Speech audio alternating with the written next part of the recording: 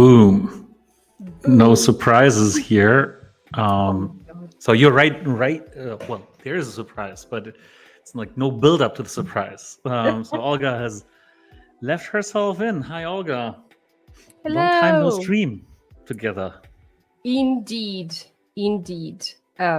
Straight out of COVID.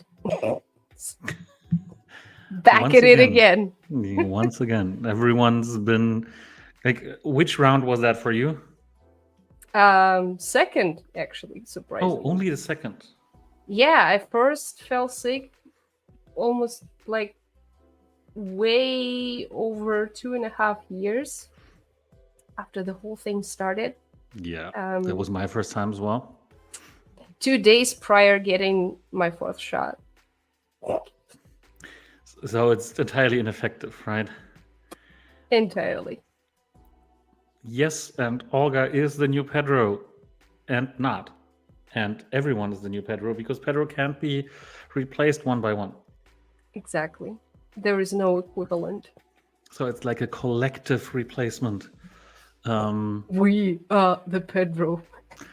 You will be assimilated. Pedro. Oh my god. I had to put this in your head, in all of your heads. Olga, because we haven't streamed together for so long, I have so many questions to you. Like, to me. We need to catch up on things, streaming 100%. related. Yes. Define the dollar is Pedro. So first of all, have you seen any pooping action in your Twitchy Tides? Have you played Twitchy Tides with the folks? And have you seen any wombat pooping action in Twitchy Tides? So that's the first question. Okay. I have not, but I'm assuming it's a perfect cube. No, it's not a perfect. Well, yes, it is perfect cubes because it's plural. But it's amazing, and I'm saying this because I want to see some pooping action today in Twitchy Tides when we later play it.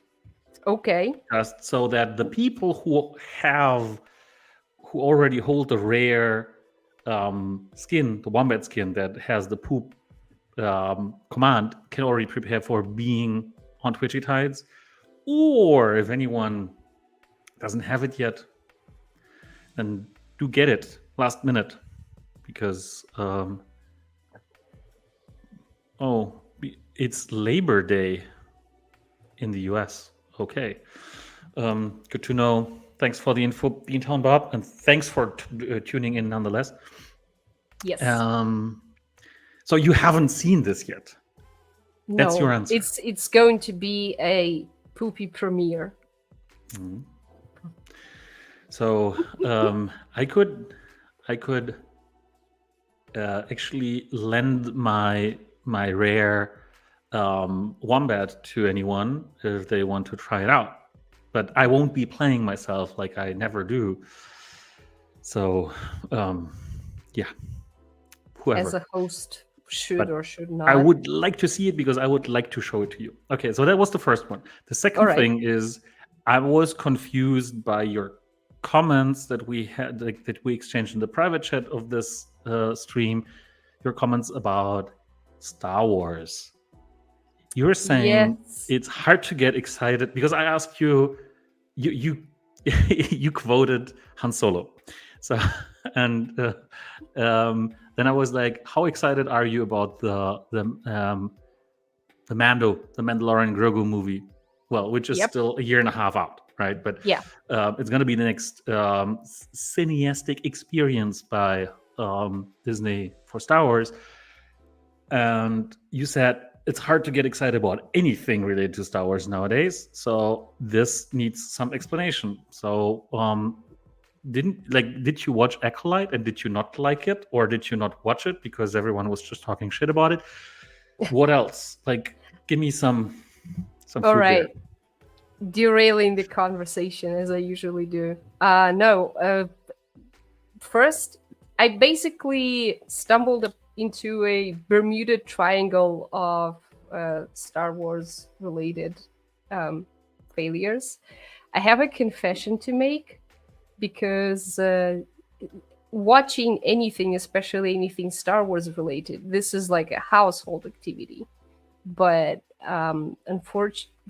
fortunately, unfortunately, it's a fact. I live with a very opinionated person, so some things I have to watch and I see. wouldn't know. Yeah. So Plus, your cat is probably also pretty opinionated. I don't know. He likes watching, I guess, only Metal Gear Solid streams, playthroughs, whatever. For any reason. So I had to check it out, on my own, and well, it's like in Scrubs. If you watched it, there is this the legendary hedging noise symphony. Well, ha. those are the emotions that I'm that I had about it.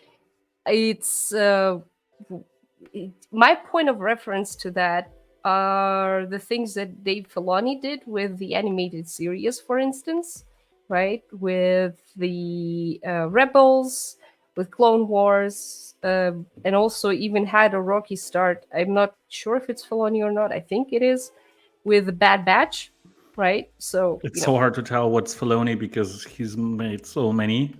He's everywhere, right? He's done Mandalorian as well, the series that is, and it's not a great point of reference. With that said, right, this is the first ever series to have an actual writer's room and not just Filoni coming up with shit and whatnot, with a few consultants on the side, but this is apparently not something maybe that Star Wars needs. I don't know. Then, Outlaws. It's a Ubisoft game, right? An open world Ubisoft game. So the expectations were as they were after Assassin's Creed Mirage. But like, goddamn. This is so bad.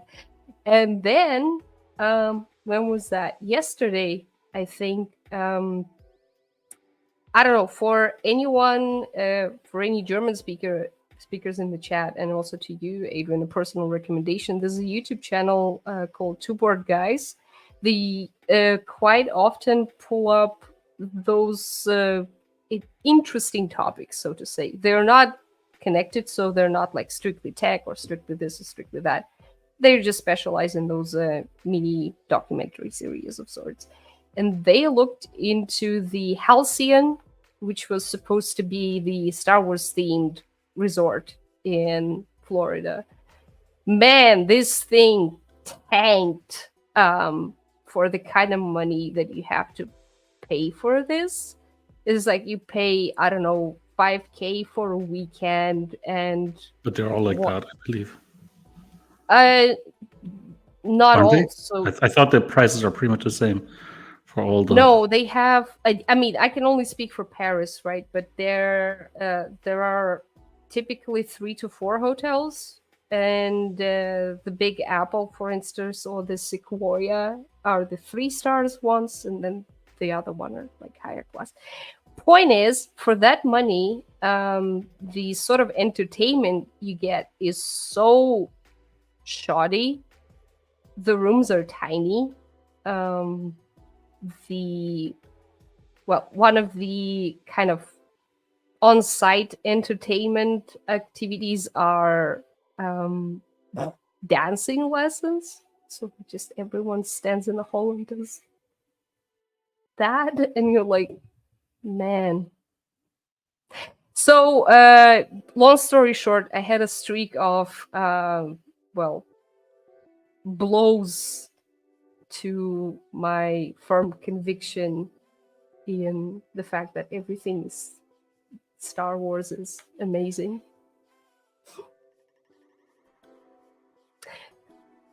Which brings us back to A, whether you watched the latest outputs, and B, I how excited you are. Like, you can say 1 or 10 or whatever about the movie. And I'm actually interested in the chat's opinion about the latest Star Wars kind of outlets, because I basically enjoy watching anything, even if it's not good, but I still want to okay. know, right? Mm. Um, and yes, Acolyte had a lot of flaws, but I mean, the main characters weren't all that bad. I mean, yeah, this whole kind of good bad push and pull with a spicy layer on top. But anyway, I would say I'm moderately excited, so I'm gonna give it a firm like 6.5 because Okay, we'll see. Still a year and a half in or so. True. And then you mentioned Dragon Age. Is there a new game, or is there Dragon Yeah, Age new now? game on Halloween, Dragon Age Veilguard. 10 years later. Let's go. Yeah. So maybe I'll finally get to play some game, because Dragon Age. I think the last What? one I played was Dragon Age 2. I'm actually doing a replay of everything in Dragon Age 2. Honestly, I don't get all the hate.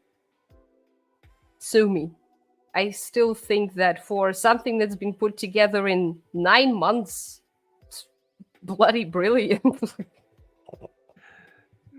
I mean, games in general should take 9 months to make. That would be great, right? Yeah. No, don't. Because then there would be more games. But Exactly. there's typically no games that have been made in 9 months that are, well, I mean, there are good games. Okay. All right. I was actually just trying to stall a little so that I could set up this. No, I'm just kidding. But meanwhile, I'll set up this printer set master pack blend on the blend page, because Lord Zuko was rightfully complaining about that not being there. So Yes. now it's there. And your village people has been asking, is there another 24-hour stream? Why is Olga here? Olga, why are you here? Just to talk about Star Wars. Kazuhiro Miller says, no, I'm here because I have what do you call it? A minor offense in no streaming last week at all because COVID. So here I am. And also, I feel like leaving Adrian alone with you people is a dangerous venture. He's way too easily influenced by you. So there you have it. I'm gonna police these interactions. Yeah, because that needs to happen. Boundless Genie. This is on 4th of September. Matic to Paul migration will take place. So do we have to move Matic from the Wombat wallet, or can I keep it there? I know the team has been preparing for this, and you definitely don't have to do anything. I personally, I'm not sure what we need to do on our end, but that's just me, because I literally wanted to ask that question to the team today, but I personally don't know, but I know the team knows. So Olga, do you know anything about that? You probably know. Yeah, because I've been asking this question since 2 weeks. Long story short, on our end, we will need to kind of change the ticker in the wallet, and effectively that's it, because there is the same smart contract. But I will tell you people this: it's worth keeping an eye on updates from Polygon themselves, because the smart contract stays the same for the native Matic, right? So if you have wrapped Matic anywhere, you will have to perform a migration of sorts. But other than that, yeah, but nothing that's needed still on your own. Wrapmatic, right? So you can still use it as Wmatic, right? Potentially, but from their documentation, it seems that this will require a little bit of a manual. Yeah, sure. Obviously, yes, because the token is still the same, right? It's just that it probably doesn't represent one Matic anymore, but one Paul, if you kind of migrate it back. I would assume. I'm not sure that they're going to be doing the same thing with Rapmatic. I think it's just the native token. But on strictly like Wombat, Dungeon Master, Paul, Atomic Hub Front, anything in between, we just need to change the ticker. Yeah, but it's interesting with Rapmatic, actually. I'll have to dig into that a little bit. But no, you don't have to do anything, man. Literally, that's the answer. There you go. Do you hear some screaming here, or is that? Yes. It sounds like my little one is getting tortured. He probably got told that whatever he needs to switch the iPad off, or there's no cookies, or whatever. It's the typical drama kind of scream.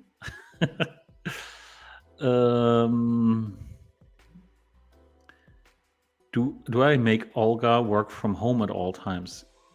Olga typically has a choice, and everyone is allowed to choose. But I've been playing around with this new StreamYard feature where you can have your appearance basically retouched a little bit. And, okay. I'm apparently not using it. But yeah, neither you need to get out in the sun, as Coins for Vince says. It's been a hot summer in Berlin. I mean, no comments on that. Generally speaking, it's mostly because I also have to look after the four-legged screaming demon. So I wish I could just take him anywhere with me, but he's not as well behaved as I would like him to be. So there's that.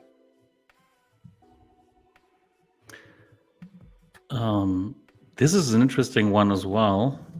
And I think there's not going to be any effect on this. It's just going to be the same, but let me take that. That's also something that we've discussed. Oh, you did. Of course you did. Yes. It's like I just wasn't involved. It's great when these things just... I don't have to be involved in everything, right? It's just that on stream, obviously, it always sounds like this guy doesn't know. But I also should not know everything, I guess. So what's this? What's with this, Olga? What's with this is effectively that doesn't change anything, again, because the smart contract stays the same. So what we'll have to do, I suppose, is maybe change things on the front end or in the metadata of the NFTs themselves, so that it doesn't reflect all the old ticker. But other than that, that's the backend. It's probably in the backend. Yeah, there you have it. Everything is fine, as long as it's not Rapmatic. Yeah.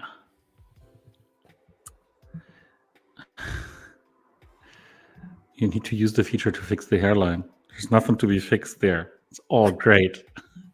Or Prince Paradox suggesting my gray beard. No. As discussed with Pedro last week, I think it's a feature. It's not a bug. I don't know why. I mean, it fixed mine. Yours looks great. Thank you. I know.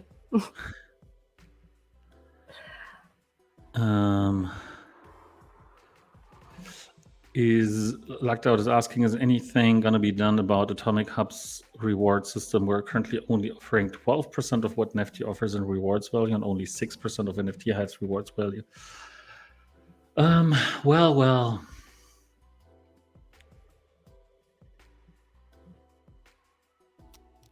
Oh, how do I put this? We're looking at this. I mean, obviously, this strongly depends on the overall trading volume, on all of the marketplaces, obviously, because they all have kind of fixed amounts of output, right? And for instance, for the NFT token, I don't know exactly about Hive, about Honey, but for the NFT token, I think the output rate has been set a few years ago, and ever since it's basically fixed and can't be changed. And this is a problem, right? So because there's way more NFT comment or being put into or being how do you say emitted through the rewards mechanism, then would be good for the token, right? But as far as I know, that can be changed. So that's not good given the trading volumes that Nifty Blocks has, right? So I'm not sure it should necessarily be a competition there, right? And it's probably not kind of a race, because then if it were, then it would be a race to the bottom, right? So every marketplace would basically just keep increasing their reward output until all the trading is on their marketplace, and then we're all good, right? But nobody wants that. Nobody wants a race like this. So we will not start and try and bid higher, or pay more, because Atomic Hub has still the majority of the trading volume of all of the wax-based marketplaces, right? So it's also based on that, right? If more people were like basically switching because of the rewards, they would switch from Atomic Hub to an NFT Hive or an NFT, then this would flip, right? So that's a market kind of thing. But yes, even originally when we introduced those rewards, they were lower than NFTs and NFT Hives. So there's a good debate to be had about what's a good value, what's a fair value, how do you stay competitive. But what I actually would prefer the most is to introduce a system that's similar to what we do on ZK EVM, where this is essentially a portion of the trading fees, right, that we generate, and we use that to convert into Wombat and hand that out to users, to traders on Atomic Hub, on Wax, right? There's a little but there, which is tax, right? That's like VAT and these kinds of taxes. So that's not super effective, but anyway, that's our problem to solve. But overall, basically handing out whatever X% on ZK event, that's currently 50% of all the fees that the marketplace generates, convert them into Wombat and basically sign these back to traders.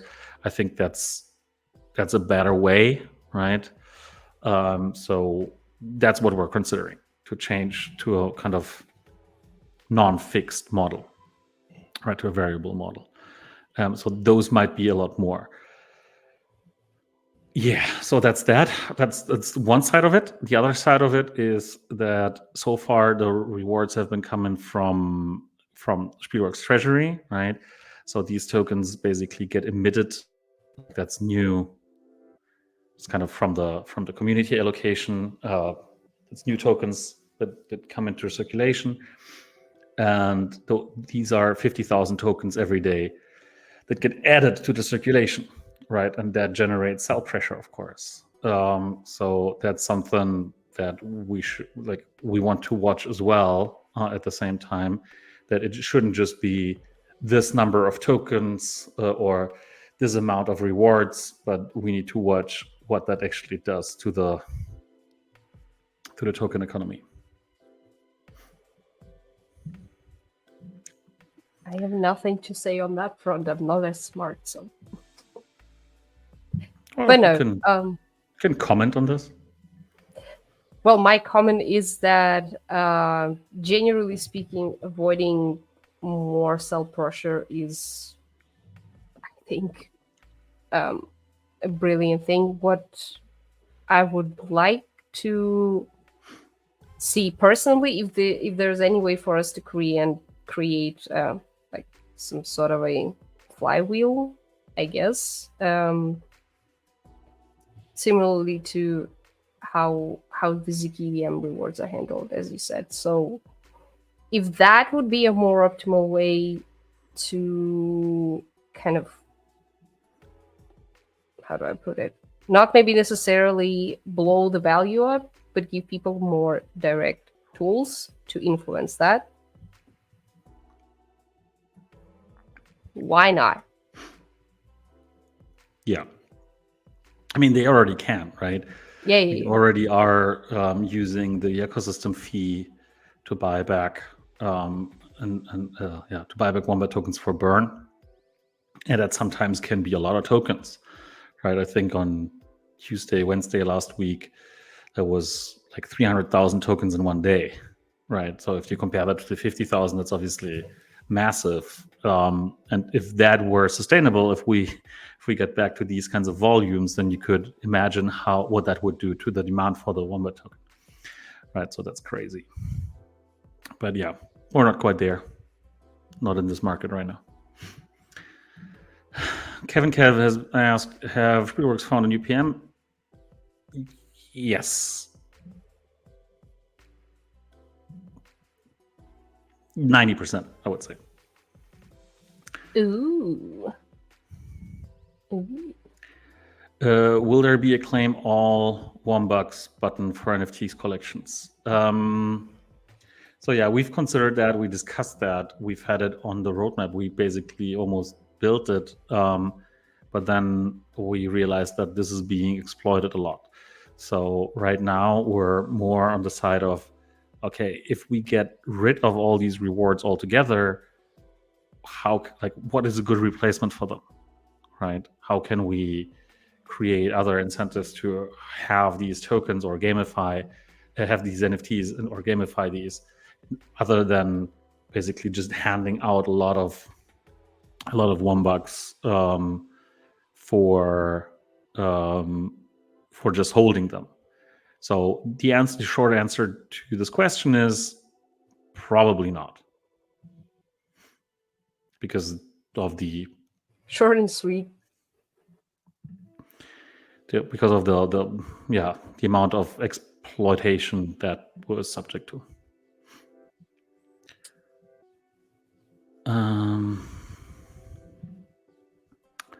Can Atomic Hub get a better filter system for finding NFTs? A lot of collection filters aren't very diverse.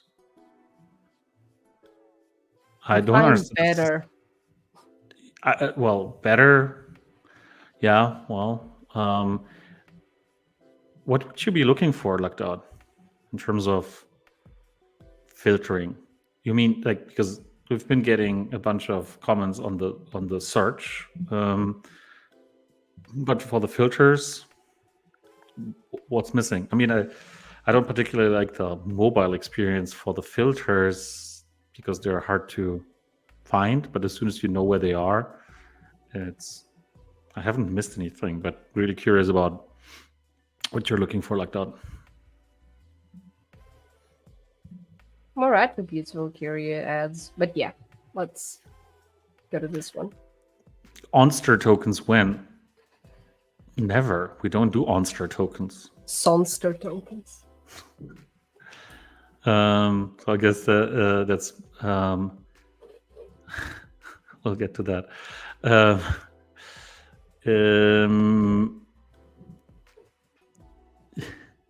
So November is what we're targeting for the monster token.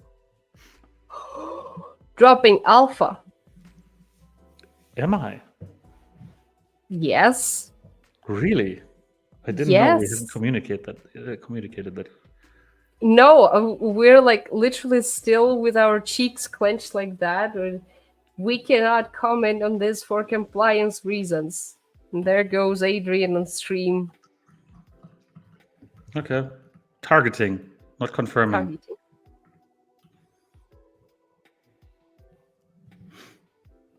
But yeah.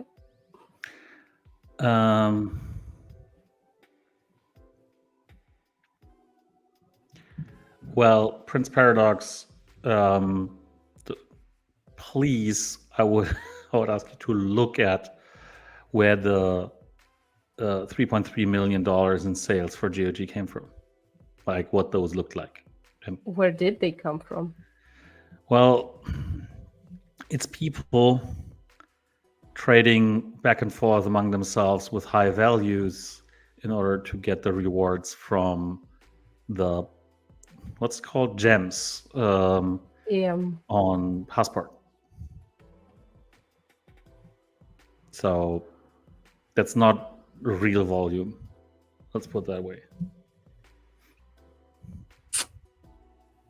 I mean, I don't know, right? On the one hand, I'm seeing, let's say, some of the X spaces and whatnot in general sentiment, like, oh, are NFTs back? No, they're not. No. I would also, my apologies for this startling sound, I would also not necessarily say they're back. Interestingly, yeah. Like $325,000 for one NFT. Yeah. In German, there's a saying: "A swallow doesn't make a summer." Makes for a good summer break, though. Anyway. No, but it just because there's one thing happening doesn't mean that that's a sign for the kind of general change, right? I would probably say from kind of feeling perspective, like what the sentiment feels like when talking to people, when looking at trading activity, when looking at new launches, when looking at interest from outside partners. NFTs are probably at a 3-year low. So it's, you know what? It's really bad. Well, true. But I don't know, when was that? A month ago, I think I had a conversation that somehow basically went to a back then recent interview with Yat from Animoca. And he mentioned that they are shifting the gears slightly in terms of what they kind of tout as the pioneering value. And we're back to square one with the asset ownership effectively. So not necessarily NFTs or play to earn or whatever, but this is the sense of ownership. Whatever polls, studies, anything and everything in between that I see, this is still, coined as the biggest advantage other people within the industry and outside of it see, that the Web3 has for gaming. So I'm just like, we're not back. And that's probably a good sign, because hear me out.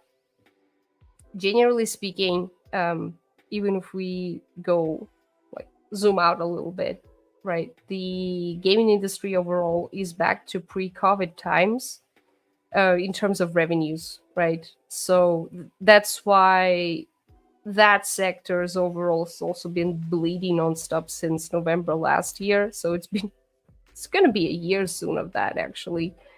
And with the kind of low trading volumes and overall tickets for the sales, I think it's actually a good sign because it's becoming normal, and normal things shouldn't cost a lot. Like if it's a utility thing in a game, then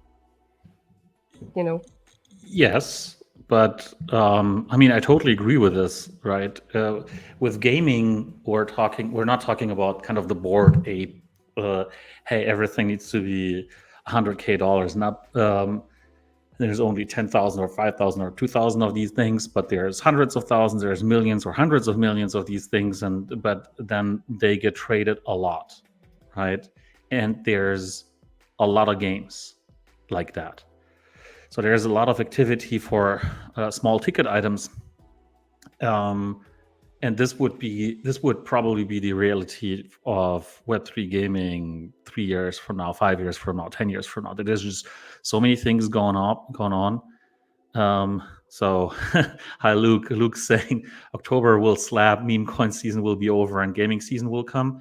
I mean, that's what a lot of gaming projects are hoping for, right? There's been a lot of delays in NFT drops, in token launches, and so on. Also, Web3 gaming, not just NFTs, are probably at a 3-year low.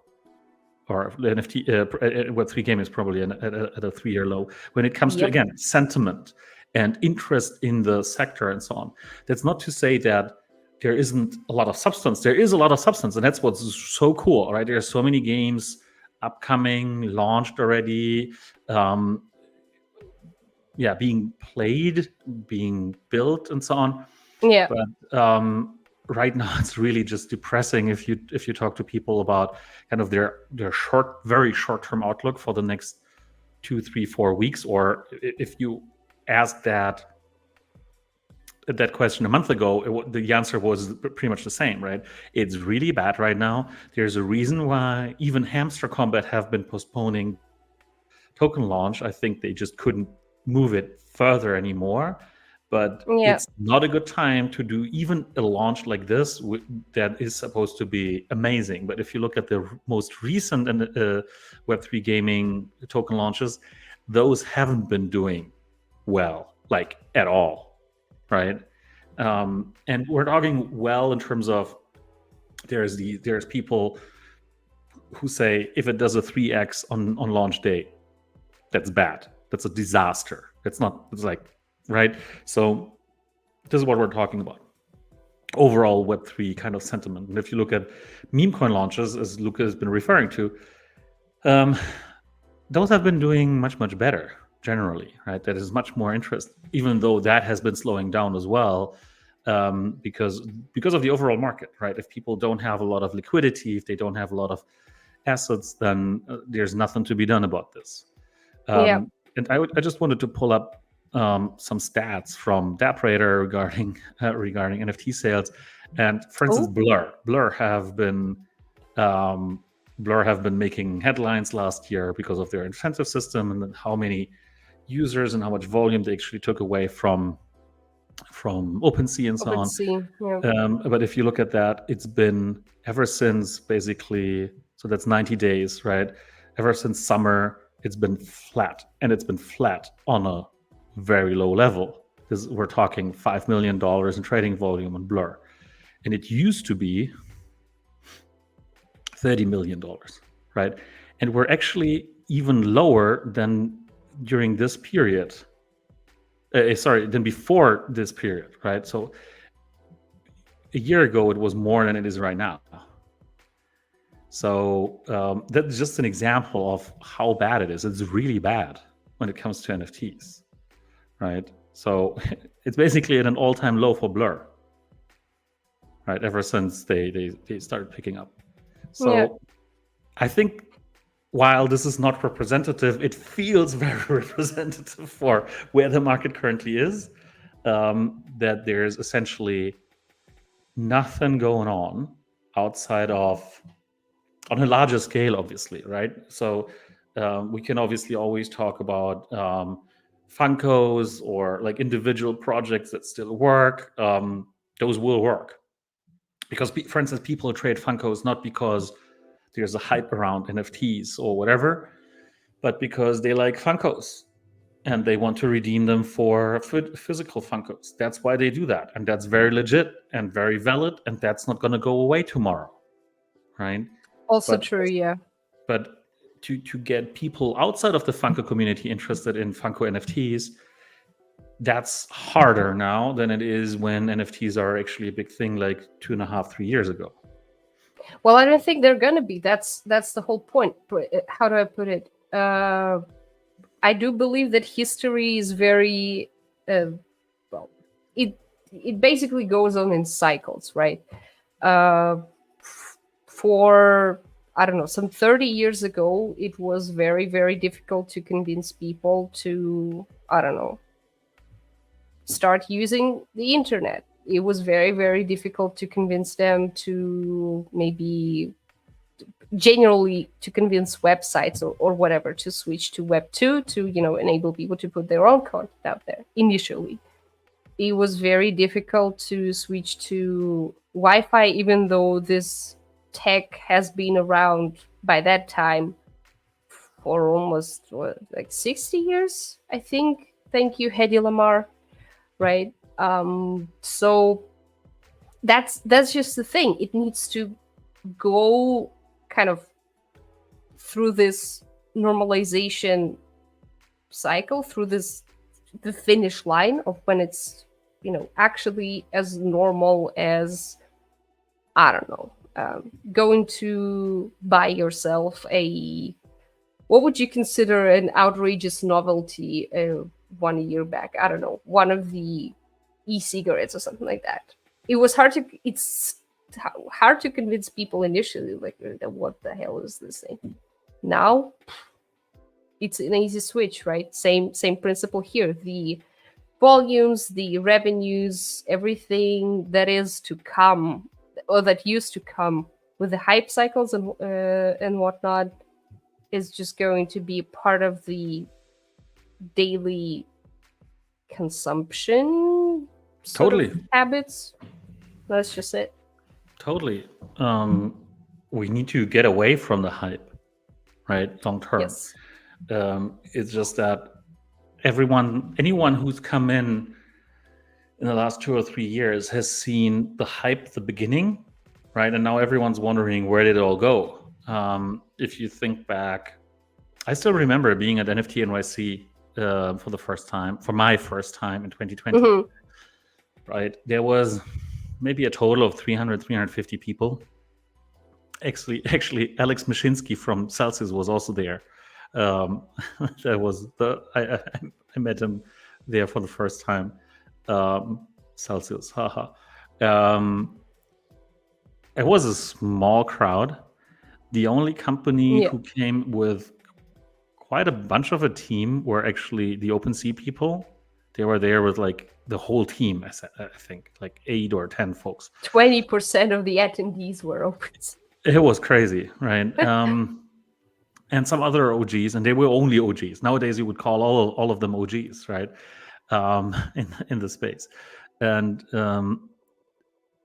nobody was really talking about NFTs. Everyone was just like outside of the conference, obviously, everyone was like waiting for the big thing. Oh, Nike did this or signed this, and when is this all going to come to fruition? And then actually, it was a big surprise that this picked up so quickly just about a year later, right? But maybe that was also related to COVID and lockdowns and so on, because people suddenly got much more interested in representing their identity and themselves and whatnot online, right? Dude, let's be real. People had nothing better to do, and a lot of people started getting hysterical about the possibility of losing their job or whatever. So they started pouring their capital into whatever might shoot and secure them at least a safe year. Let's put it this way. So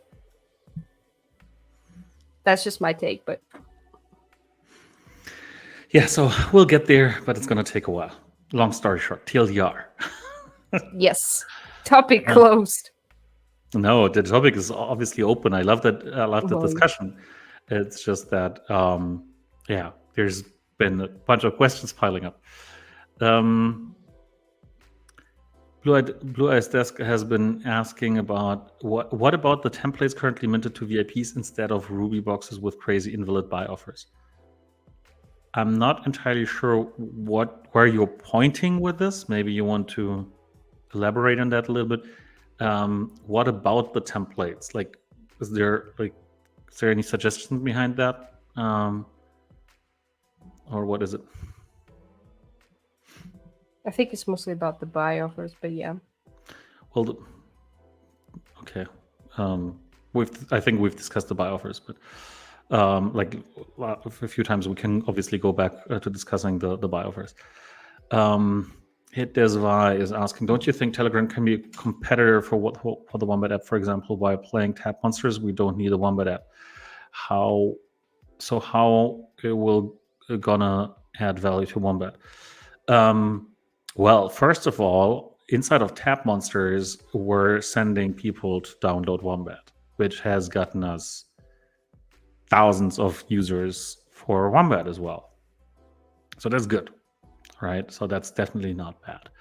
Then second, yes, right now you don't have to use any wallet or any other app to play Tap Monsters, because Tap Monsters it's not a Web3 game. Yeah. It's a traditional game right now, right? There's nothing Web3 about it. Except maybe if you say, okay, the stars, you can buy the stars with crypto, but that's it. That doesn't make it a Web3 game, right? But as soon as we have NFTs, where will those NFTs be, right? These kinds of things, and then if we have chain monsters, then where will this take us? So that's the one part of the question. The other part is Telegram. Can Telegram be a competitor for Wombat? Yes and no. Telegram could be a competitor for everything, right? To Twitter, or X or whatever, to WhatsApp, it is, right? Or to any other app that actually marks themselves or calls themselves a wallet, or that contains a wallet, because Telegram could do a lot of the things that WeChat does. Telegram could do a lot of the things that a lot of other apps do, but as it stands, it's not doing that as well, right? So in order to find games, for instance, or to earn rewards on games, or to manage all your tokens and NFTs across multiple blockchains, you can't really do that in Telegram right now. But so if they do a good job, they can compete with a lot of the things, but they will likely not excel at many of those, because it's still a chat app, right? And that's the main purpose. But yeah, I would be happy if Telegram became this massive platform and would basically help Web3 become mainstream, because everyone using Telegram is basically a Web3 user. If that was the case, I wouldn't complain about that.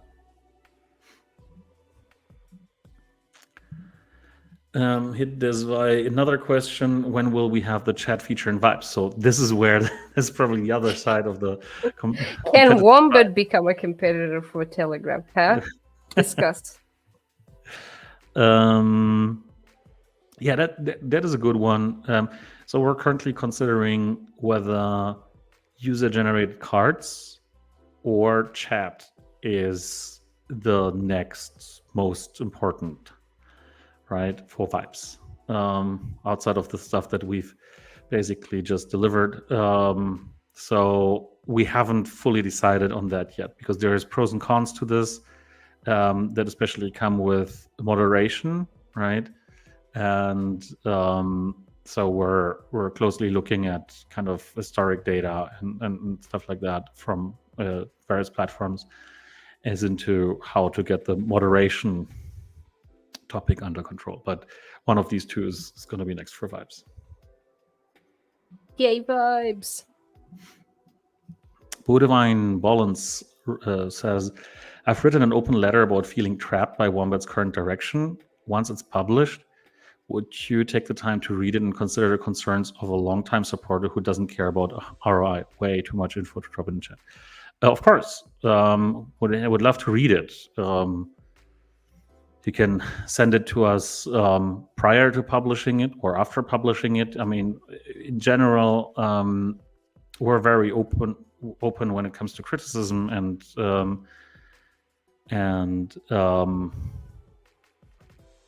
feedback, and basically, right? So that's why we're here. That's why, like, we discuss these things in public, right? Yeah. So that's totally fair. I would like to know. And if you're not ROI motivated, then I'm the more curious, right? How you're feeling trapped. It's an interesting choice of words, but very, very, definitely very curious to read that.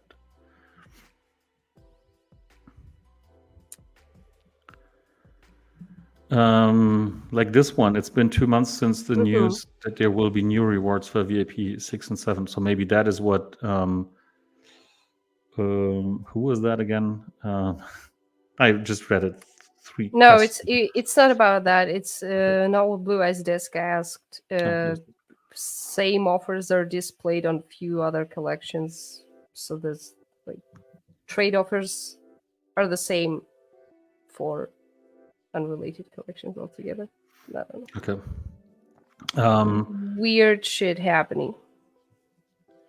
Okay, then maybe we need to look at that from a tech perspective.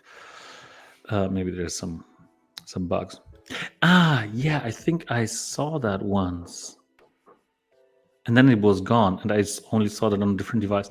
So I will look at that. Okay, to Consumer Yellow Nego's question. Yeah, that's a tough one because we try and balance basically all of the things that we do at the same time, right?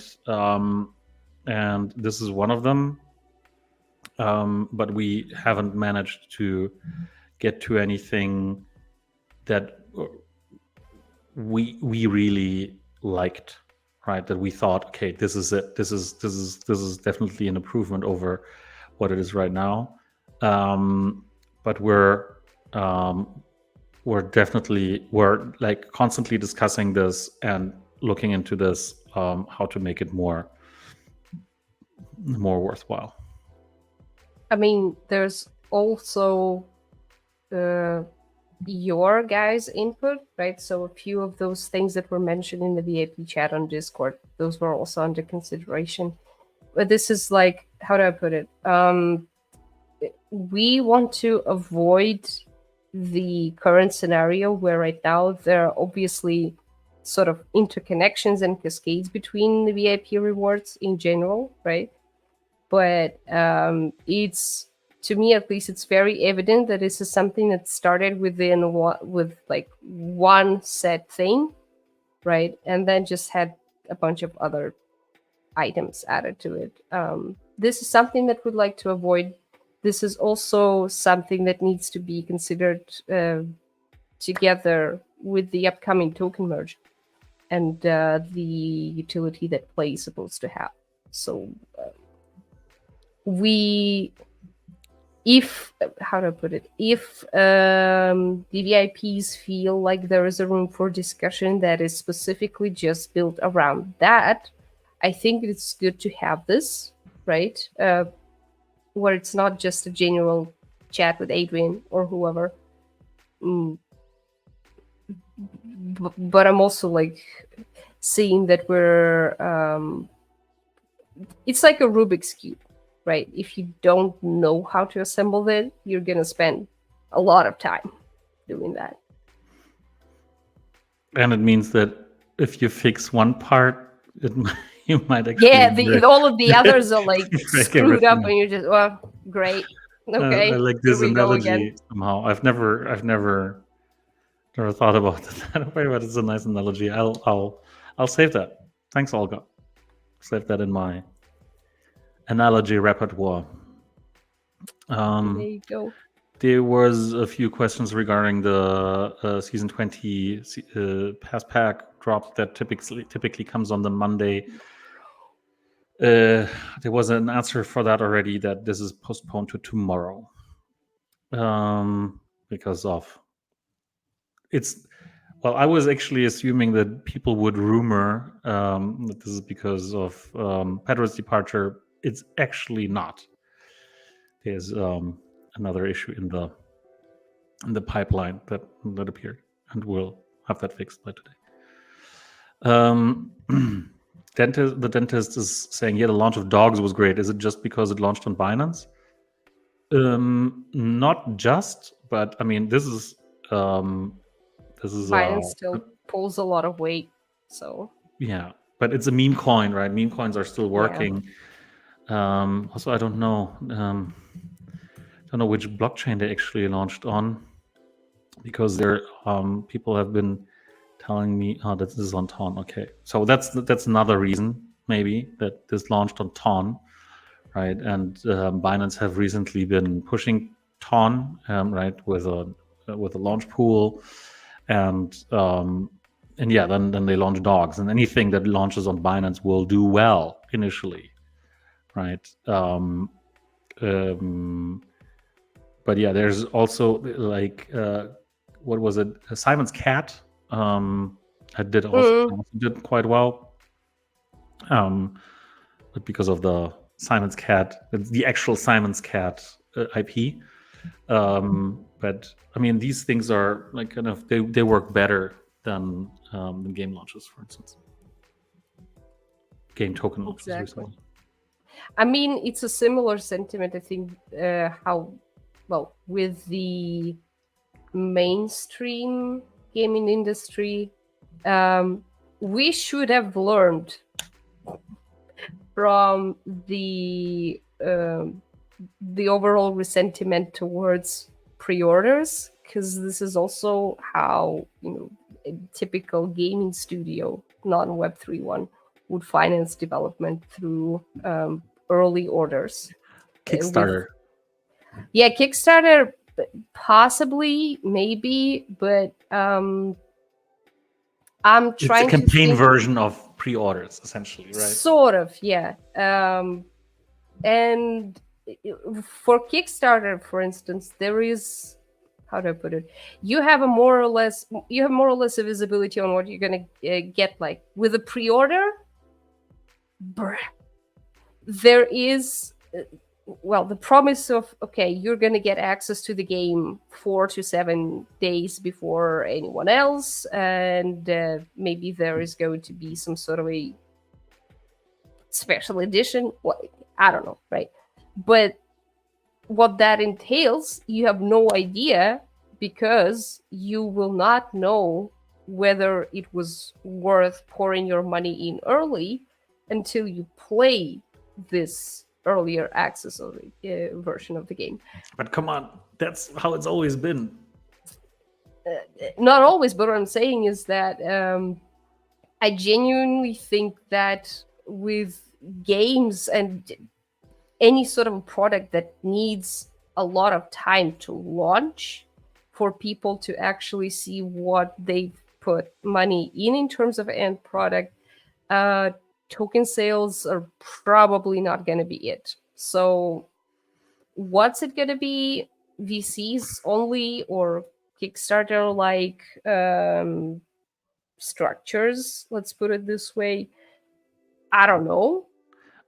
But yeah, but I mean, this is exactly the type of sentiment change that's going to happen going forward, right? Right now, token launches and NFT pre-sales and all these things, so far, at least the big and successful ones, they've been solely powered by people who want to make money. Yeah. Right? You don't pre-order a game or get on Kickstarter because you're looking to make money. You're looking to support somebody who has been making a game, and you want the perk of getting an exclusive edition, getting it early, whatever, right? And that's something that people have been doing for ages, that they want to get in early, want to be one of the first ones, want to support others, and they want something shiny, right? When I got my first Slipknot album Digipack, I was proud like crazy, right? Because I was 15 Yeah. or so, Hell or yeah. 14, and this was. Then I got told that only 20,000 of these have been made, right? And I'm like, hell yeah, and probably only 200 of them or whatever have been shipped to Germany. And I get this on the day the record was released, right? And Yeah. how amazing. And I still have it, right? And I still remember the day when I was standing in the in the record store and bought this, right? And it was just amazing. So these are the things, right? But so far, that's not how token launches have been perceived, and that's precisely why Yeah. it's considered a disappointment, right? When it does 3x on the first day, it needs to do 40x or 500x or whatever on the first day. But this is not how games work. This is not how they should Exactly. work, right? Because this will inflate all the prices for anything in the game to levels that are not sustainable, and then everyone else coming in will be disappointed if prices have been going down overall, because this is not how it's supposed to be. But yes, this is how it's supposed to be. Things that are kind of mass things that everyone can have in a game. Um, but they've been around in the game for a longer time. Their price will typically go down over time, like quote unquote value within the game economy, right? Yeah. Because there's no reason why that should, like, it's probably abundant. There's no reason why this should be there, right? Or why this should be expensive. So I think that's really interesting, No, I and this is am. where we'll go, right, long term. I would also like to think so. Again, to me, like, it looks like absolute shit show from like a retail investor's perspective, because again, maybe they want to support the project, but yes, a sizable portion of those are looking for an ROI, I would assume. But this is also part of a normalization. In the end, what we're going to have is, I think, a healthier kind of environment where, on the one hand, games will have sort of a more content based, inherent merit based value access, be it from VCs or just people who pledge on Kickstarter or wherever else, right? But yeah, that then begs for a question of, what do we need tokens for then in the end? Do we even need them? I mean, tokens are great, right? But have you ever pre-ordered or kickstarted on a premium currency in a free-to-play game? No. You typically don't do that, right? I mean, I did pre-order a few titles. Yes, I will. But for but for specifically free-to-play, where you have to buy like premium currency in order to Yeah, no, micro no, purchases, so you would probably not. Like, exactly. if this new game is coming out, let's say Supercell are releasing Clash Royale 2, whatever, right? Yeah. And then they offer you, hey, you can get whatever gems. I don't know what their premium currency is called. I forgot. I haven't played it for so long. Anyway, let's say there's some kind of jewel or gem, right? And you can get a 50% discount if you buy it now, and the game will be released 6 months from now. This is the exact equivalent of doing kind of a token. That sounds super sale. weird. It sounds super weird, right? And then you also know that you can't do anything with it until the game actually launches. But then you will have a 50% discount on, well, whatever everyone else is buying. I would guess that with somebody like Supercell, people would actually buy that stuff, right? Because they know their track record, they know the game is going to be solid. A lot of people are going to be playing it, and you'll get a head start. Everyone else will never do that. They will want to see what they get, first play the game, and then decide whether they want to make a purchase. Right? So this is what tokens are like, right? And if they're real utility tokens, then this should be kind of a pre-sale on, well, what kind of utility you can get from them, and you know what your price is going to be. You know what your price is going to be, right, for XYZ utility. But yeah. Cons for Vince is mentioning the Twitter space, X space last week, I guess, on Wednesday, about compliance and with different regulations. And is asking, do you think it's worth moving the HQ to those more liberal countries? I just see them circumventing the issue rather than solving it. So for us, we've been considering this. And we basically discussed, hey, is basically, like, especially back in the day before we launched the Wombat token, should we register a company in Switzerland or in Liechtenstein or on the BVIs or on the Caymans or in Dubai or in Singapore, right? So these were basically the options back then already.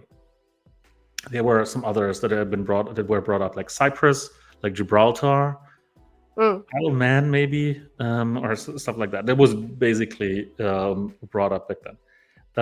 We decided not to, even with something like Liechtenstein or Switzerland, although that's very, very similar to what we have in Germany.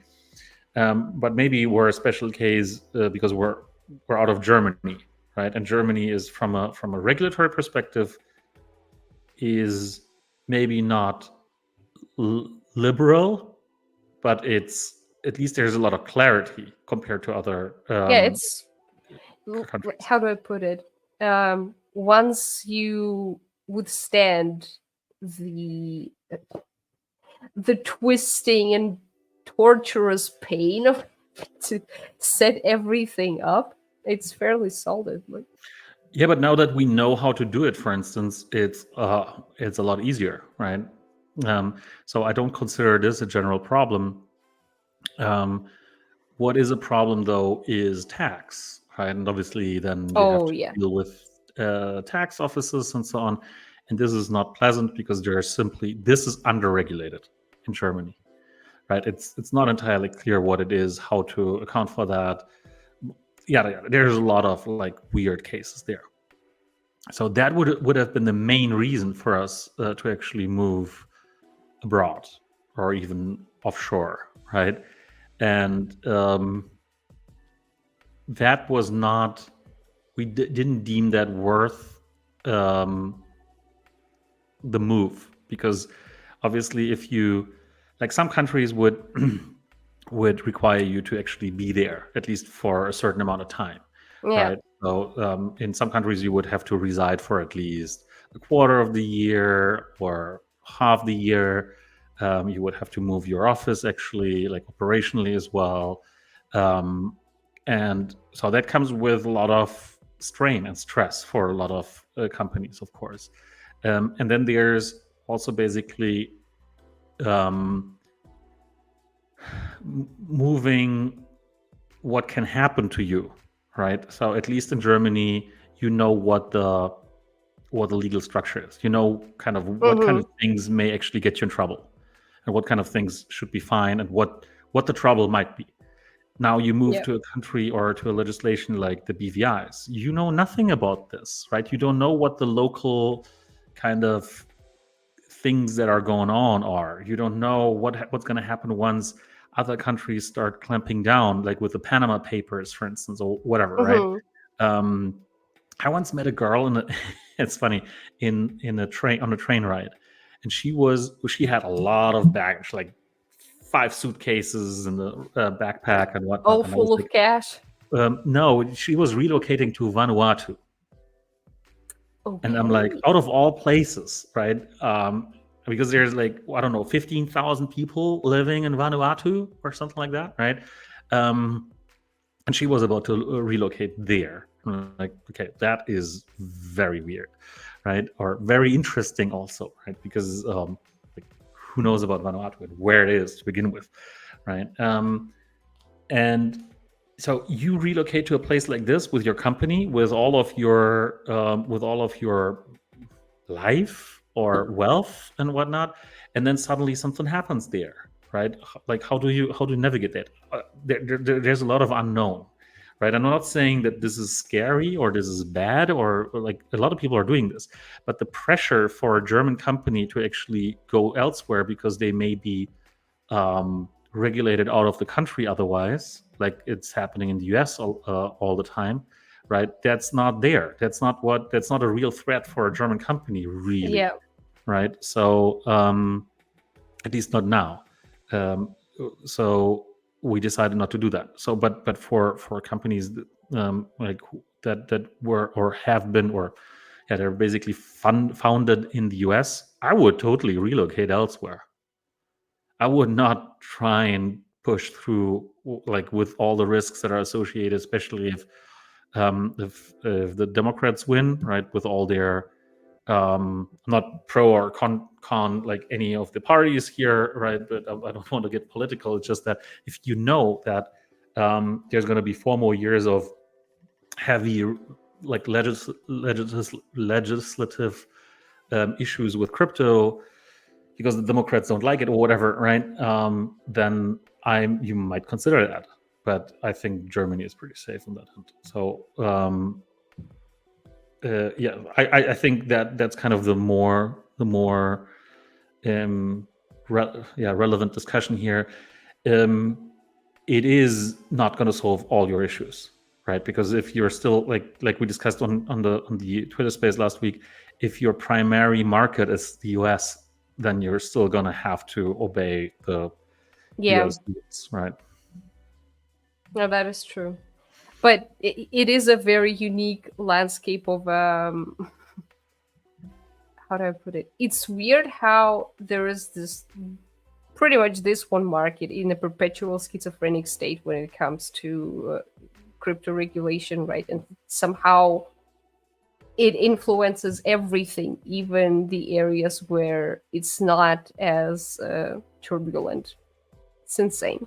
But yeah. Anyway.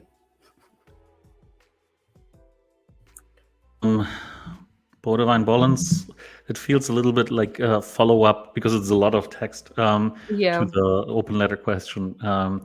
Investors are tearing apart Web2 games with their insatiable greed, and now you're charging into Web3, waving the flag of revolution, but all you're doing is attracting more of your own kind. Investors who care nothing for the who don't care about for the actual gamers. The ones who play for the sheer joy of it are being left in the dust. Web3 is cranking microtransactions up to an insane level, pushing everything into a twisted, cash-driven frenzy without the soul or satisfaction that gaming should be about. I'm just removing that so I can see Olga myself. I think that's a very, very fair point. But it's also basically reflective of the current state of Web3 gaming. And the potential is to do it a lot better, right? I think that while free to play, I mean, maybe you could not see it coming from, let's say, 10 years back or 12 years back, when basically free to play started becoming a thing, and then people were saying, it's cool because it's free, right? And so this is a way of acquiring a lot more users for your game, and this worked out really, really well in the beginning, and then it basically looked like just a win-win, right, for gamers and game creators. But where this went, and nowadays there's like basically 2/3 of all the revenue in gaming is being made with a free-to-play and in-app in-game purchases and transactions. It's already like that, right? It's basically already this situation that Bodewine Bollens has been describing. So now comes Web3, and why I was intrigued by Web3 in gaming back in 2018 when I first thought about it from a kind of company perspective, right? I had played CryptoKitties before, which wasn't really a game, but so I was aware of the concept. But then in 2018, I started thinking about this from a kind of company level. Hey, do we want to get involved with that? And to me, Web3 in gaming made so much sense, and this is why I wanted to do it. Which is you get to own the things that you get in the game, right? And this is a very strong proposition. And I basically like pulling out the anecdote of from about 20 years ago when I was sharing flats with a friend at the beginning of my university days, and we were playing Diablo 2 and this other racing game that nobody knows about, Have a Nice Day 2, Nice 2. And we were like, how cool would it be if you could take the gold that you farm in Diablo, flip that into credits, and basically use that as a kickstart for your progress in Nice 2, right? So because we had the gold was abundant to us, right? You would basically just run around in the dungeon and you had a few thousand more gold or a few tens of thousands of gold. If you could use that, even if the exchange rate was bad, right? And basically get a kickstart into Nice 2, and basically there you could upgrade your car with credits. You could buy a better engine, better gearbox, better weapons and whatnot. That would be pretty awesome, right? So I think this is what Web3 is basically enabling, right? You play a bunch of GOG, you earn a bunch of GOG tokens, and then you want to play this whatever racing game, let's say Wilder World, which is not just a racing game, but you want to play some Wilder World, you flip your GOG tokens into Wild, and off you go, right? And you have this head start, and you don't have to, like, certain things you don't have to play through. And I think that's amazing. I think that's what a lot of gamers would probably want, right? And basically not being like forced into certain situations where you have to keep playing a game like in free to play, right? The free to play loops, they want to keep you playing the game because this is the only way they can monetize you, right? And once you basically started paying, you're in the top 2 or 3 or 4% valuable of the most valuable players, so they don't want to let you go. So they would show you more and more offers to actually buy more stuff, right? And in Web3, in theory, that it has the potential of basically breaking this up and improving on that, and basically giving power back to the players because they own the assets, so they can basically pull away from the game if they so want. They're in a way invested in the game, so they're part of the economy of the game. They benefit from the game being successful and basically do well from an economic perspective. They benefit from attracting more players. They might have governance. They might have voting rights in the games and so on, right? So from a theoretical point of view, Web3 can be a massive improvement to kind of the relationship between gamers and game creators. Now, what the current state of the industry looks like is different because it's very financially driven. That's because this is where Web3 gaming came from. It didn't come out of the gaming industry, it came out of the crypto industry, right? So naturally, all these games, especially in the early days, were made to make a lot of crypto money, right? Yeah. That was it. And this is where we still are, right? So the games that are out there, the majority of the games that are out there, the majority of the assets related to these games out there, they have still been sold and marketed with the premise, hey, this is a play to earn, this is money making, yada yada yada, and this is where we are as well. And yes, and I'm just using the expression that you used, Borderline. We're trapped in that because we're part of the Web3 kind of community, and so we need to play by the rules of where the market currently is, right? But we hope that this is gonna change, and we are working on changing that as well. We don't want to be stuck in this, hey, everything is all about just making money or doing a 10x or a 100x on your tokens or whatever, but this should be genuinely fun. right? All these things should be fun. And that's why, like, I think that Tap Monsters is fun. I think that Chain Monsters will be fun. I actually play Dungeon Master for fun. I haven't made a dime with it yet, right? But I still play it, and because I think it's fun. Yes, there's financial incentives to do that, but I typically just reinvest whatever wombat I get, and I stake them to get more benefits, more NFTs, and whatnot, right? And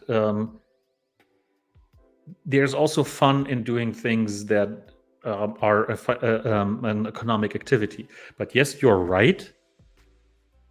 The majority of the Web3 gaming space right now is very, very profit driven because it's been coming out of the crypto space and not out of the gaming space, right? And until that changes, where most of the games are being created by people who know how to build games, right? That's gonna be a massive problem. But we'll get there. I'm pretty sure. Like, I'm convinced we'll get there, because otherwise I wouldn't be here. If it's just about making money, if it's just about getting rich on some tokens, well, A, we would be doing it the very wrong way, right? And B, it would be much more profitable to just start new projects all the time, new companies, whatnot, right? And try to push that. And if it's not a success, you would basically just let it go and start over and try the next thing. Ideally, not even being doxxed, right? Not even showing your face, not even showing your real name, so that you can just start over under a new pseudonym and, and basically try get your next shot at getting rich quickly.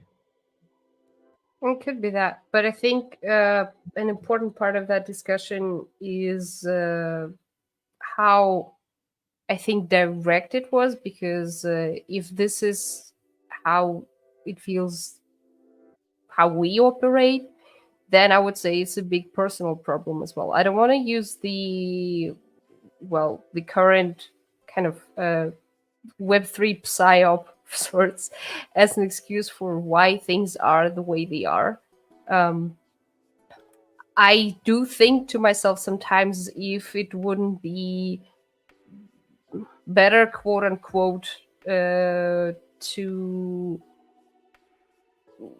not have the token in the end. But then again, this would come at the cost of a lot of awesome things that we were able to do, right? So I legit have no straightforward answer on what could enable us to go more towards like a casual friendly player, because there is a follow-up on that front from Define the Dollar. Why do I need to feel like an asshole for wanting some for wanting to get a little bit of value back for all of the time and effort, and also my own money putting in there, because this is the whole premise of play to earn, right? And I don't think the simple rephrasing into play and earn or play and whatever is going to solve this. There's, how do I put it? I don't want to make it exclusively external and just say that, oh, there's gotta be, a massive mind shift around blockchain enabled games in general, right? For a more, let's say, average Joe sort of a friendly game economies. But I mean, I think that play to earn is very, very average Joe friendly, right? The promise of getting paid for playing, that's awesome. Right? It's not going to be a part. It's not going to be a part of the core message, is what I'm saying, because then it's just going to be, it's not going to be about quality of the game, game's fun at all. It's just going to be about this direct chain of events. You play and then you earn. And that's what you can do. Yeah, but how do I put it? This is not allow me to say, like, in a different way. Let's say you have, I don't know, you want to read a Sherlock Holmes book, for instance, right? They're not called read and find out that this was a dog with a phosphor paint on it all along, right? It's called The Hound of Baskervilles. So the core messaging's gotta be, I don't know, about something different. But then again, I also don't want to, step back and say that nobody is exactly responsible and nobody can do anything, because this is all market conditioning and this is just the pain of being in the industry. But I'm coming short about what we can proactively do to, find a better balance point for both of the players. Yeah, and I mean, just for the record, define the dollar. We don't want you to feel like an asshole, right? And also, nobody thinks, like, I don't know, maybe there's people, but not in the company. We don't think you're ruining it for everyone else.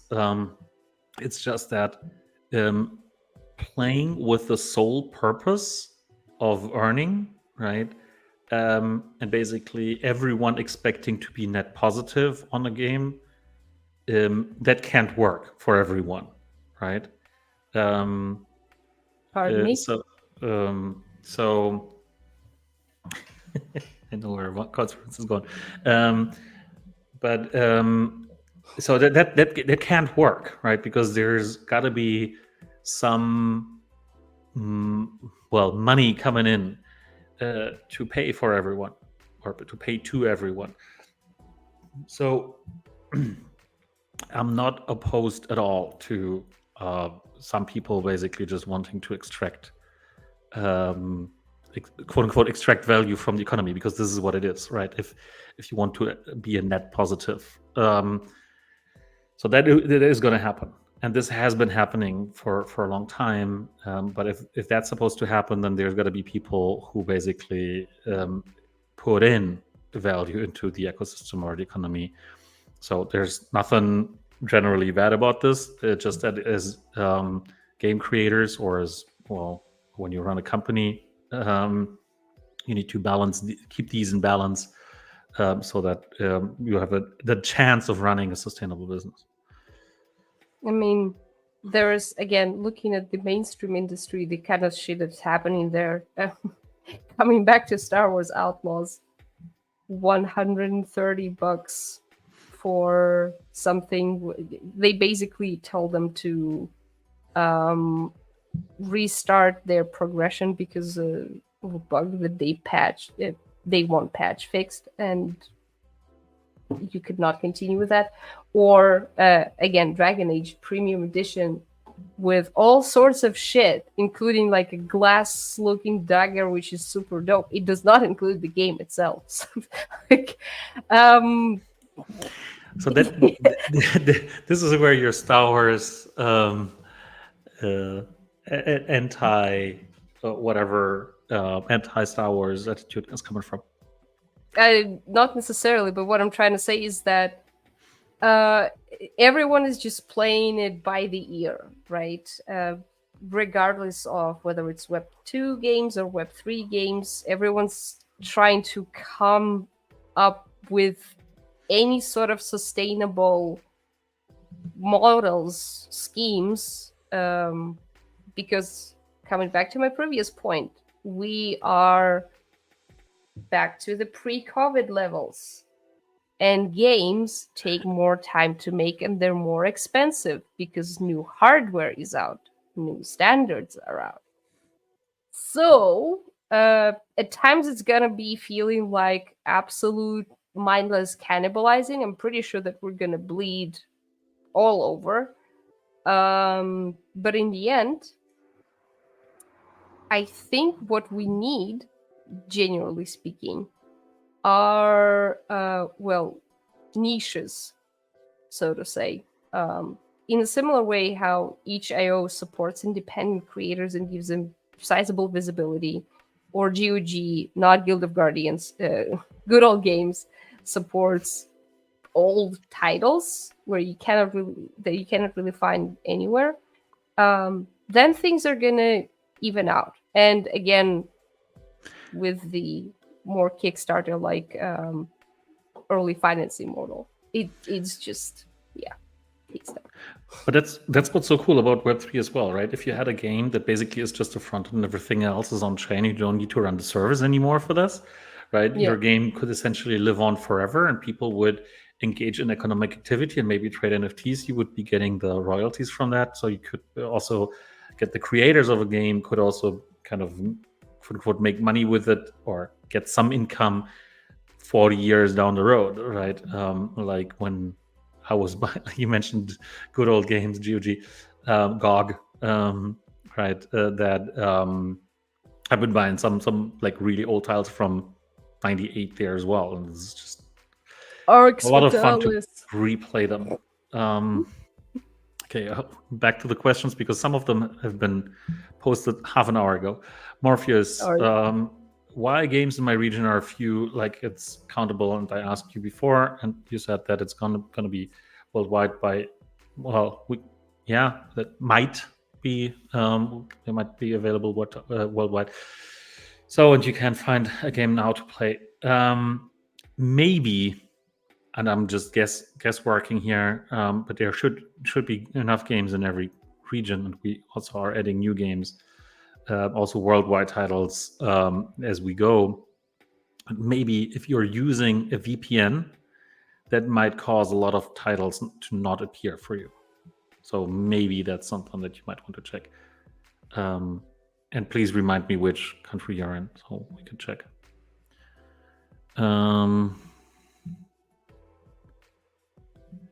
If a player gets to VIP 6-7 based on 12 months token staking next week or mid-season, do this player still get those rewards sent out at the beginning of the season? No.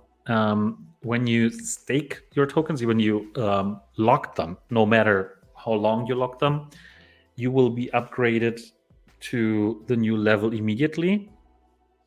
And you will also get the rewards immediately during the season, right? So imagine your VIP, let's say level 5, so you don't get the wombat miner at the beginning of the season, and then you upgrade to VIP level 6 by locked staking 2 weeks into the season. Then you'll get your miner right away after doing this, within minutes after doing this. There you have it.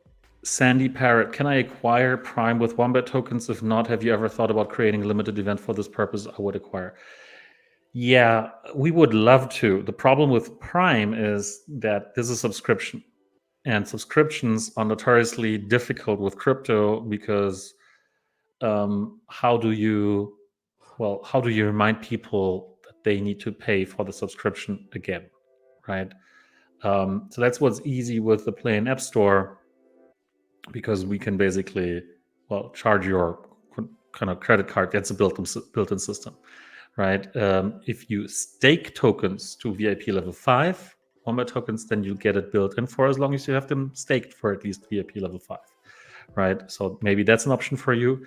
But acquiring this by paying, we don't have this system to basically allow people to buy it, and then you need to remind people that, hey, your subscription is about to run out. Do you want to extend that? Then you have to pay. And then what happens if you don't? Then you don't want to be downgraded immediately. You want maybe a little bit of a cutover period, and then we would have to remind you again. So we didn't build this whole loop. That's why there is no possibility. So it's not as easy as, like, I would basically tell you, Sandy Parrot, okay, I would basically tell you, send this amount of Wombat tokens to this account and we can make you Prime.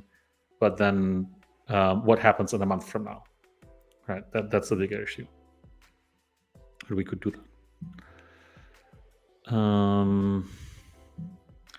Borderline Wallens, thank you so much for taking time to address my topic. Your attention to this means a lot, and I truly appreciate the effort. It's just a small part of the larger open letter. I stay in touch. yeah, so looking forward to that. Please And do. thanks for the appreciation. It's appreciated. Back. Coins for Vince. This new season is the 20th season of Dungeon Master. It's a milestone worth celebrating.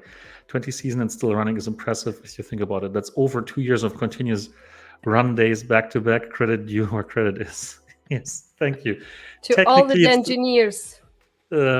Technically, it's the 21st season because we started counting at 0. The 0, yeah. But yes, it's the 20th season.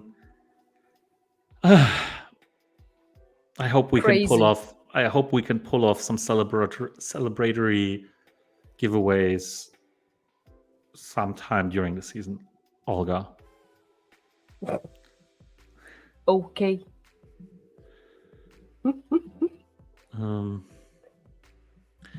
Why did you send me broken NFTs this season? What kind of broken? I'm still confused about this whole broken NFTs kind of thing. Instead of the ruby boxes, from what I'm gathering, the ones we bought. We haven't sent out anything yet because it's not, the season is not like, right. We'll get there. So I don't know what it is that we have sent out that's broken. It's in the packs category, the ones with the missing items, missing visuals. Well, that's not been sent out now. I don't understand. Monday brains, okay, folks. Let us sit down after this and just look at everything. I think Bill sent like one of their items. I have the link to that, so maybe this is that. I'm curious. What you mean? Yeah, Kevin, exactly this thing. So I have it open, and then we'll know. Thank you. Okay. Have to look. Some people have reported the broken templates. Okay, I need to check this link from Kevin. Then can't open this in StreamYard because you can't click links in StreamYard. But you can favorite those messages and then copy them as text from there. Ha! Oh my God! I'm just gonna send it to you.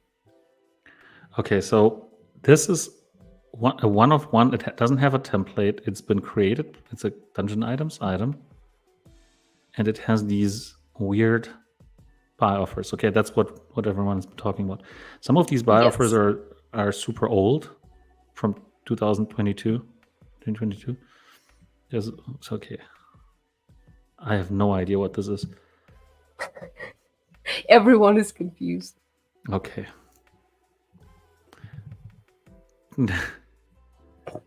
This seems to not even exist. How many of these do people have?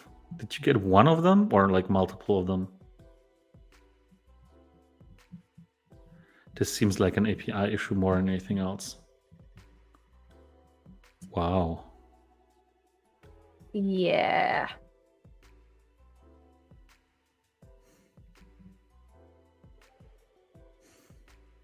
Pedro's prank before leaving.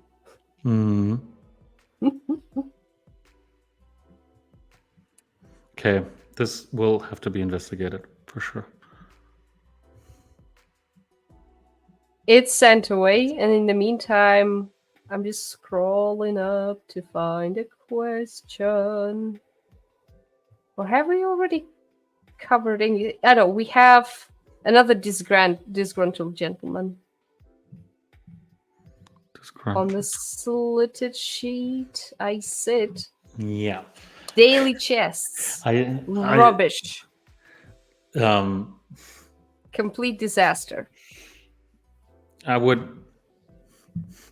There's always this this answer: if you don't like what's inside, don't buy it. But yeah, of Dude, course, that's mean. Well, it is, and it's not. It's not the. It's obviously not the answer. What that on the slotted sheet I said is looking for, right? Um, yes, yes, okay. We'll look at the balancing there. We'll look at the balancing there, and we're also looking at more blends for those, right? So they can blend them up higher. So it seems like maybe there's something wrong with the balancing there as well.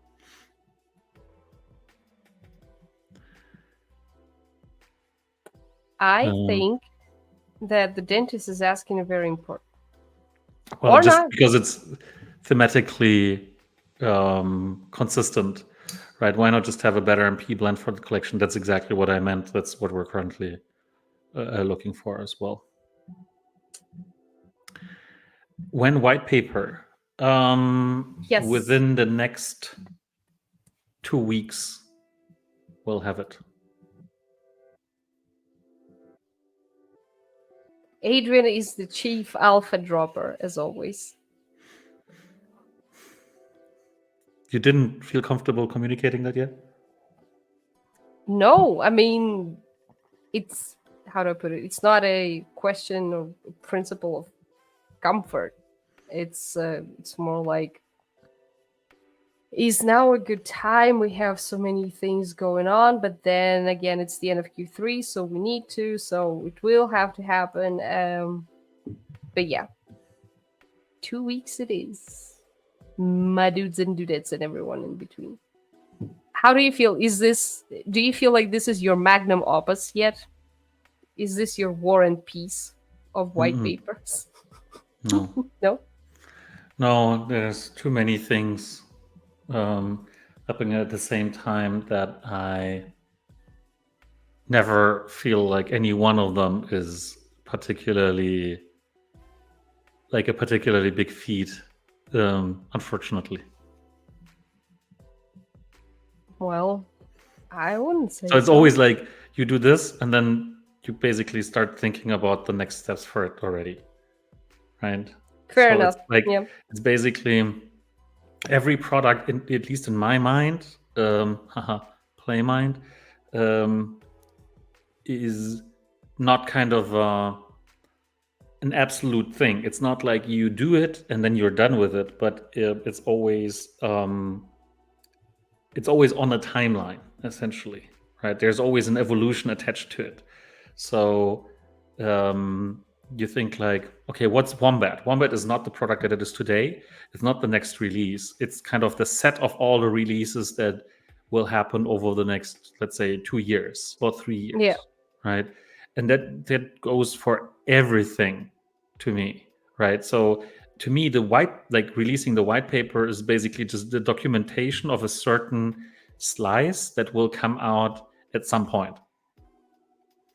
So it's a tiny little fraction of the reality that's going on in, let's say, in my mind, right? It's like this. It's just a snapshot of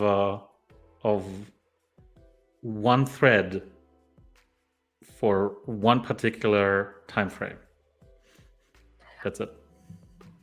So that's why I don't fuss around with this. But that's just me, because I sit on the other side, right? And that's why, to me, this is just like, okay, let's get this done. Let's move on.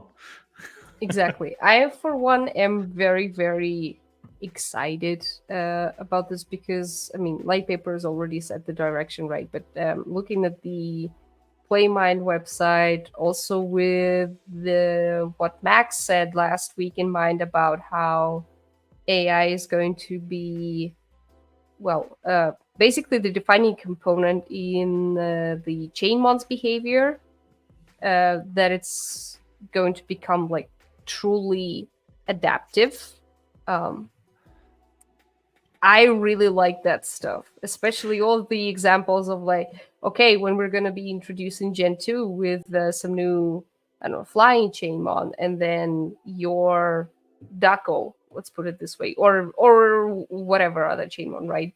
They've never encountered a flying type before, and they look at it up there and they're like, huh, What what does to this do? do? Yes, what is this doing? Or if they watch you constantly avoiding battle, if you send them on a solo adventure in the game, there is a possibility that because this is what you did, they also learned that this is probably the best way to go about things, and they will start avoiding battle and will never level up essentially. So it's like, it's crazy, right, what this thing could do. Yeah, maybe it's just me being stuck on all the things that need to happen until then, I right? know. I know. So I don't know. Sometimes I'm just having trouble getting excited about it.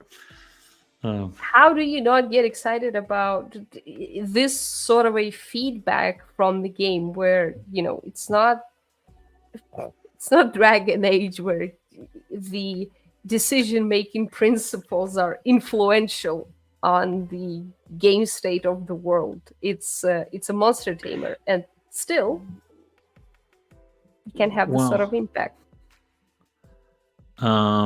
Well. On this little sheet I said is saying it was sad that Lysander said you can't be an evil trainer. That's an interesting part because that's what we've been discussing in terms of governance for the monster token, right? And maybe Pledge to evil. it's not precisely what I'm saying, right? But there might be an opportunity or possibility to basically make decisions for the world and some entities. Now I'm trying not to spill the beans too much here.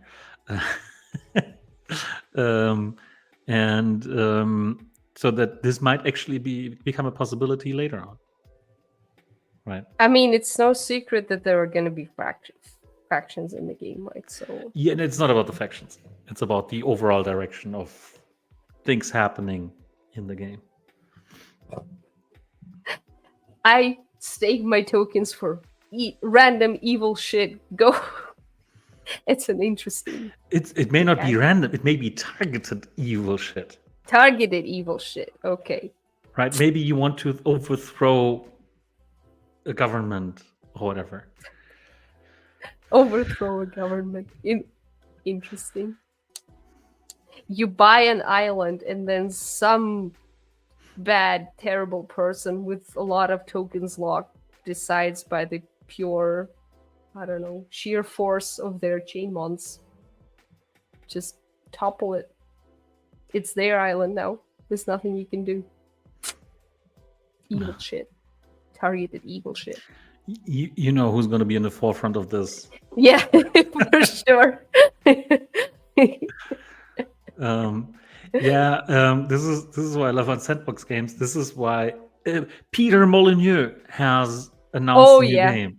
Oh my goodness, right? Nobody's going to give a shit about that. I'm afraid. Yes, they are. Like old people like myself. Like every single time throughout my entire gaming life, I've been consuming and trying to consume anything that Peter Molyneux put out. So I'll at least watch videos and do research about that, even if I never get the time to play. You know what? Just to derail the conversation one last time, I read one tweet about it when he presented the game during Gamescom, that Peter Molyneux was a visionary ahead of his time because before everybody else, he knew how to basically convince Microsoft to give him money by imaginary functionalities of AI games. The forefather. But I mean, still remember Populous and remember Theme Park, obviously. Dungeon Keeper. I almost said I'm confused whether it was called Dungeon Keeper or Dungeon Master. This is the Dungeon Keeper, yeah. But it's same with the new Heroes of Might and Magic. Obviously, people like me are gonna be playing that, but who's gonna give a shit? Nobody, because the new Civilization is gonna be out. The new Settlers is going to be out. Also that.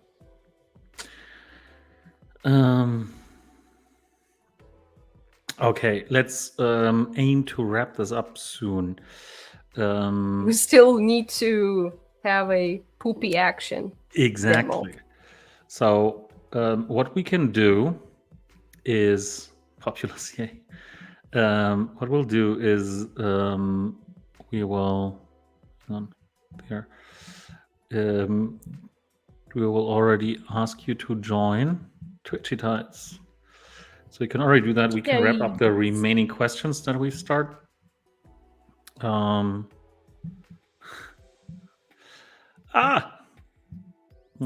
Whenever you do that, there's so many messages in the chat. Goodness me. Okay, I want to see some rare wombat skin here, please. Please. In the meantime, I have a question. Are we targeting quote unquote October for the token merge? Yes. And that's not even alpha. It's been like that.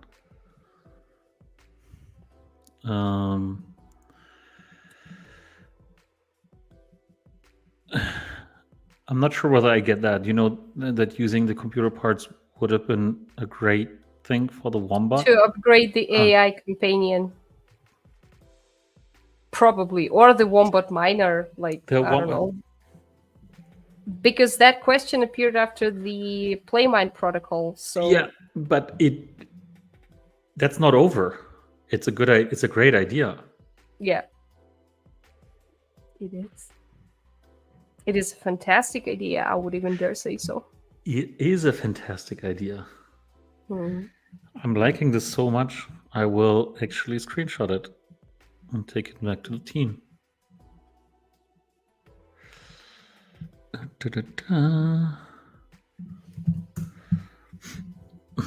Was that Indiana Jones? Are you excited about the game? So ever since the Crystal Head thing movie, I've lost interest in anything related to Crystal Skull. What's the English title? Sometimes, with all the dubbed titles in German, I just know it's Kristallschädel in German. that was not a good movie. It was definitely not. No. Even I expected a lot from the duo of Harrison Ford and Phoebe Waller-Bridgers, I think her name is, but she's good as a comedy actress. Just stay there, please. And maybe Harrison Ford has gotten a little too old for Indiana Jones. Well, there's that also, but I mean... But again, everyone... But still, everyone wanted to see him back as. No, but that's the thing. The game is it looks like Harrison Ford, but a lot younger, and you can slap people. Well, what do you can whip people in first person, which is. I'm gonna make a local joke, which is practically a weekend in Kit Kat. That's it. Clownery over. Bury Your Dad. Is that a wombat? It looks like it, right? But it's just so hard to see. Two old people. Kevin Kev is asking. Cook set has been released for 4 months now. When can we see them in boxes packs? This upcoming season 20. Yes. We wanted to switch up the boxes entirely, but that will probably not happen. No, that will not happen at the beginning of the season, but a few weeks into the season. And Cons for Vince has been asking, what is the possibility at this second of keeping Wombat instead of a new token to be introduced? Cons for Vince, would you want to keep Wombat? I mean, I really like Wombat. I've gotten attached to it. But outside of the sentimental value, I really like play. Yes, same.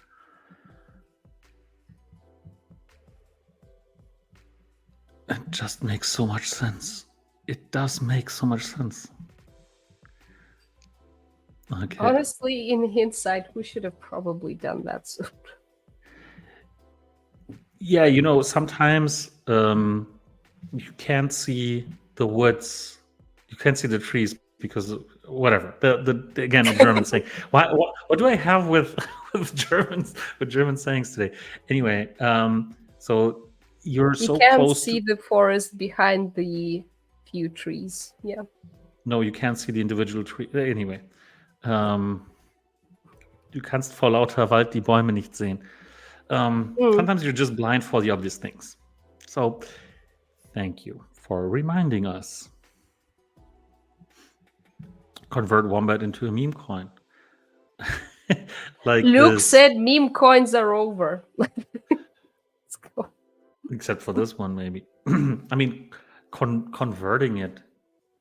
Just, hey, let's come up with some memes here for wombats. And I mean, the best one is this bobr kurva kind of thing. Sorry for using strong words on stream here, but there was this whole thing about this is a beaver, Yeah. and then somebody dubbed that over a wombat video, and it was just hilarious.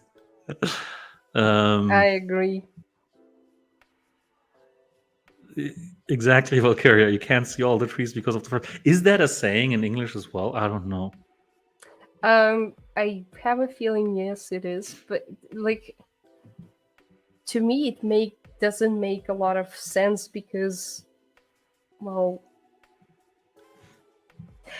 I don't know. To me, this has always been about being blind to the bigger picture, so to speak.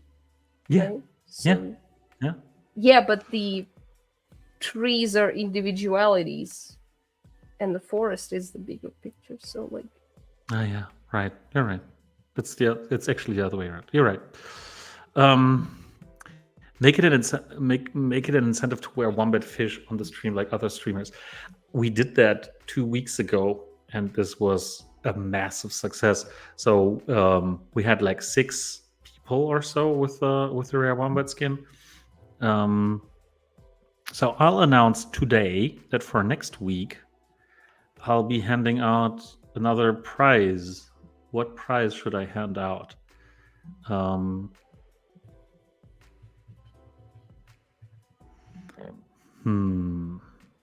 Oh, maybe a bottle of red from your upcoming vineyard.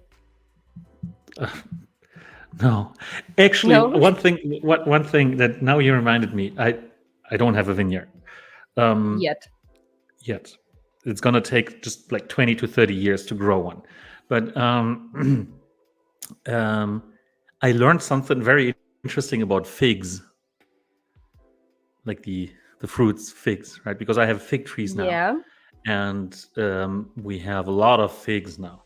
And did you know that pretty much any fig that you eat has a dissolved body of a wasp inside of it? It's so you're good. Basically there's a debate. There's basically a debate whether figs are actually vegan, because there's wasps that like every fig variety has its own wasp variety that basically climbs into the fig fruit and pollinates it. Yeah. And then they die inside, and then they get dissolved by a certain enzyme inside of the fig fruit. And then you don't see or taste or feel any of it, but there's actually the remains of a dead wasp corpse inside of each fig. Interesting. It made them slightly disgusting, but cool. No, I mean we're fighting back. That's what wasps deserve. But these are special wasps. They're small and blah, blah. Anyway, okay. So I'll think about a good incentive for using pooping, whatever, using wombat skins on stream. And now we'll basically start this round. Yeah, fast is good. And here the top 5 players will get a box, a promo box. So let's get this going. Hey, yeah, there we go. So, Ooh. Was I right assuming this was a wombat? Yes. Okay, bury your dead. Okay. You need to bury your dead. You need to please do the poop. Please. Oh no! So Olga couldn't see it. Bury your dead is gone. Our but I didn't boy want to. is gone. I didn't want to before set his it to time. normal because it would have taken so long. Fast is actually pretty good in terms of how fast it is. And we got our winners. That's Carlos, that's Connie, that's I take my pants off and I take off my pants and jacket, tissues, and cool. Cool. GG, everybody. GG. So long, and thanks for the fish. Oh God, I haven't read that in such a long time. But I was pretty addicted. I binged through all the 5 books.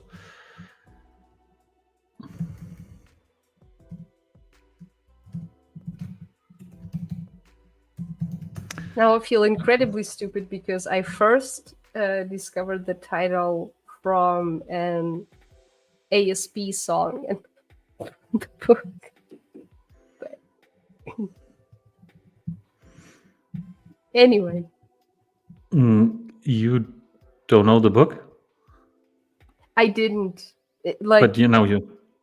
Yes.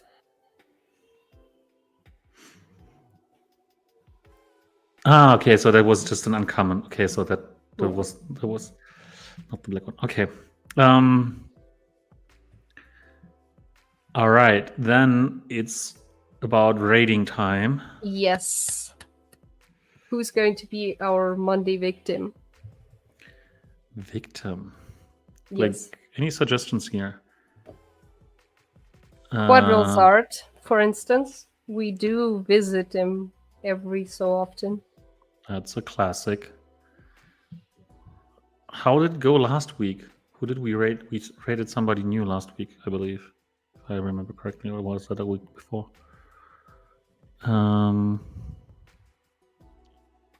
It looks like I still hate this new UI for right. rating. It's so stupid. Like, why? You will never find anything that's relevant. So anyway, NFT dealer CVN Live. I never rated CVN Live. There is no one on except Quadril's art that is wombat friendly. NFT dealer is mean to wombat. Why should we rate NFT dealer then? Because we can. But okay.